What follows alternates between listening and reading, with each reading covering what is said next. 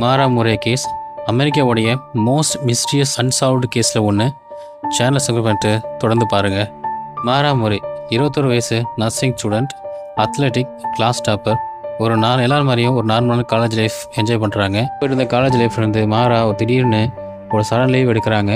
அது மட்டும் இல்லாமல் சடனாக அவங்க கார் எடுத்துகிட்டு ஒரு லாங் டிரைவ் கிளம்புறாங்க. நைட் டைமில் அவங்க போகிற பாதை எல்லாமே ஸ்னோவாக்னால அவங்க கார் ஆக்சிடென்ட் ஆகுது. அவங்களுக்கும் கொஞ்சம் அடிப்படுது. அந்த வழியாக ஒரு பஸ் டிரைவர் அவங்களுக்கு ஹெல்ப் பண்ணுறாரு. வந்துட்டு போலீஸ்க்கும் ஆம்புலன்ஸ் கால் பண்ணுறதுக்காக ஃபோன் எடுக்கிறாரு. ஆனால் மாரா போலீஸ்க்கு கால் பண்ணாதீங்கன்னு அவளை தடுத்துட்றாங்க. இருந்தாலும் அவர் சுச்சுவேஷன் பார்த்துட்டு அந்த ரோட்லேருந்து ஃபியூ மினிட்ஸ் வாக்கிங் டிஸ்டன்ஸ் இருக்க அவர் வீட்டுக்கு போய் போலீஸ் கால் பண்ணுறாரு. போலீஸும் அவங்களும் பார்க்கும்போது மாரா அங்கே இல்லை. எந்த க்ளூவும் இல்லாமல், ஒரு சின்ன ட்ரேஸ் கோடு இல்லாமல் அப்படியே மாயமாக மறைஞ்சு போயிட்டாங்க.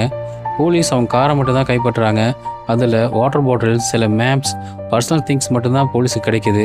பட் அந்த ஸ்னோவில் எந்த ஒரு ஃபுட் பிரிண்ட்ஸும் இல்லை, கார் போன ட்ராக்கும் இல்லை, அவங்களை ஹெல்ப் பண்ணுறதுக்கான யார் வந்ததுக்கான ஒரு சின்ன ட்ரேஸ் கூட இல்லை.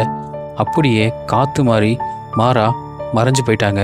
போலீஸ் தேட ஆரம்பிக்கிறாங்க. போலீஸ் தேடியே அவங்களுக்கு எந்த ஒரு க்ளூவும், ஒரு சின்ன ட்ரேஸ் கூட கிடைக்கல.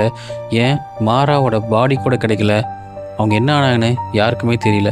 ஒரு சிலர் சொல்கிறாங்க அவங்க டிப்ரெஷனில் எங்கேயாவது நடந்து போயிருக்கலாம், இல்லை யாராவது உதவி செஞ்சுருக்கலாம் அப்படின்னு.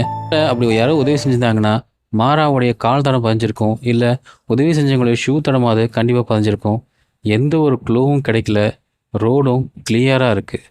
அப்போது மாரா எங்கே?